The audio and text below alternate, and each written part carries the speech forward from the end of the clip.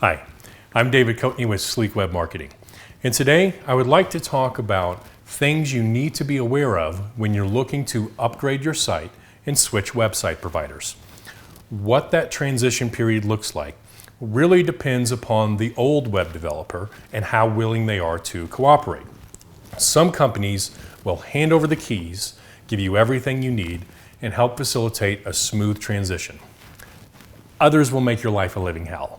I don't know if they're trying to strong arm their clients or if it's just a temper tantrum because you're not doing business with them anymore, but there are developers out there that will risk their own reputation and credibility just to prove a point. So this is something to be aware of. With that said, let's talk about safeguards. It's always good to talk with your potential web vendor about their onboarding and offboarding transition process. If you can get them to include something in the contract stating that they will be willing to cooperate during the offboarding process, then that's going to help you when that time comes, because you can always come back to the contract if you need to. Something simple will suffice. This is what I include in all of my contracts. Upon completion and full payment, your company, we put your company's name in there, will own the site. If your company decides to terminate the contract and switch providers at some point, Sleek Web Marketing will fully cooperate in facilitating the transition and providing all access needed. This paragraph is simple, but it's also important because it contains three key elements. Number one, you own the site, not the company you hired. You paid for the site, it's yours, not theirs. Number two, the web company is agreeing to fully cooperate with that transition. And number three, they will provide all access needed. That means if they have the logins for the DNS records, the domain, or any other pertinent logins you'll need, then that phrase, all access, should be inclusive of everything you need. There's several things needed during that transition. You'll obviously need access to the domain. And you'll need access to the DNS records because you'll have to redirect the domain name servers to the new host. And in the case of an actual domain transfer, if that's necessary, there will be a transfer authorization code involved. What happens in some cases is that the company you hired has the logins for everything the client needs, and the client doesn't have squat. This puts you in a very precarious position. Now, depending on how it's set up, they may or may not want to turn over the keys. Sometimes turning over the keys means giving you a login to your own information. But in other cases, it might mean giving you a generic login that allows you to access all of their other clients' information too, which obviously they're not going to want to do. In that case, this ensures that they will either, one, provide you with the necessary login credentials, or if that's not feasible, then two, at least cooperate in facilitating the transition by redirecting the name servers on their end if need be.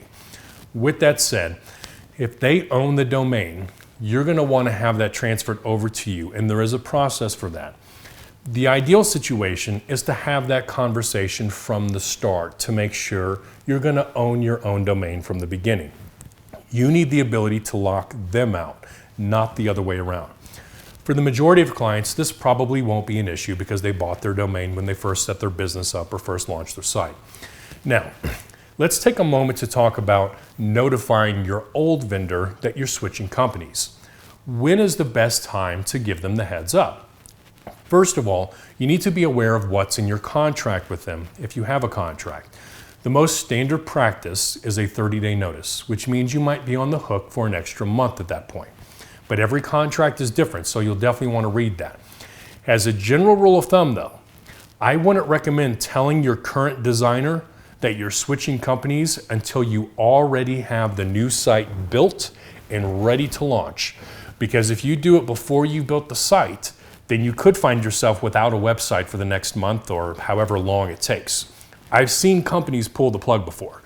You would like to think that the person you do business with has the same ethics you do, but the truth is they don't all play by the same rules. Now that tackles the issue of switching vendors for your website. Now let's talk about SEO or search engine optimization. If you currently have an SEO plan and you're switching providers for that, what needs to be considered? Well, in this case, Either your SEO company is the same company that's managing your website and hosting and possibly other marketing services, or it's a different company from your hosting and website vendor.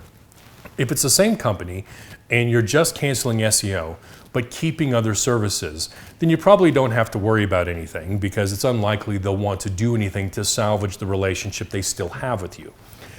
If it's a third-party company you hire just for SEO, then there are some other considerations. In that case, either you or the current developer should have a login. There's really no reason that an outsourced SEO company who doesn't manage your website outside of SEO should be the only one with a login. So that gives you the ability to go in and change the password or delete their user profile so they won't have the ability to log in and mess anything up on your website if they decide to become disgruntled. Most SEO companies won't do that, but once again, not everyone plays by the same rules. Now, some SEO vendors will threaten to undo what's been done so far, thus knocking you back down in the rankings. They'll intimidate you with words like proprietary code or something along those lines that they'll have to remove. Guys, that is a bunch of nonsense. Proprietary my ass. That is just an intimidation factor, nothing more. The work they've already done is work you've already paid them for. If they undo what's been done so far, then you should expect that they'll undo what you've paid them so far.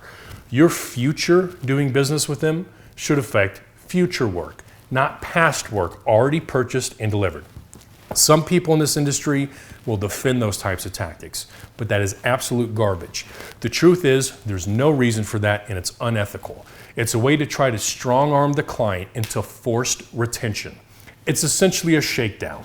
If you don't want to lose your rankings, then you need to stick with us. I will say this, if you don't do business with me, but would still like a recommendation, I am happy to recommend a dozen other good web companies that I know personally who won't pull stunts like that.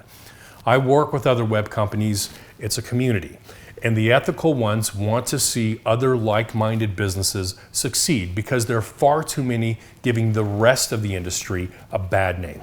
Anyway, I hope you find this video helpful. If you have any questions, feel free to reach out to me at david@sleekwebmarketing.com. Once again, thanks for tuning in.